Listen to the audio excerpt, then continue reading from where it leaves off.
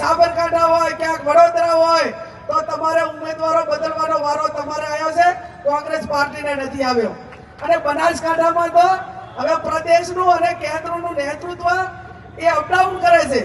પહેલા બનાસકાંઠા જિલ્લો આખો વધ્યો એટલે એમને કઈ હારા વાત ના લાગી, પણ સી.આર. પાટીલ સાહેબને મેદાનમાં ઉતાર્યા. સી.આર. પાટીલ સાહેબ તો બનાસકાંઠામાં અપડાઉન કરે છે, વળી પાછા મુખ્યમંત્રીને ઉતાર્યા.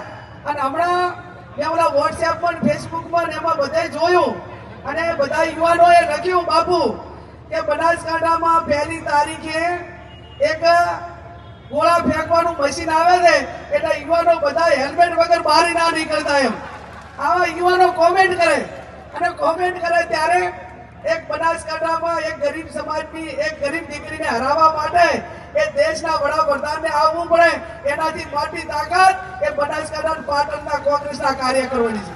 અને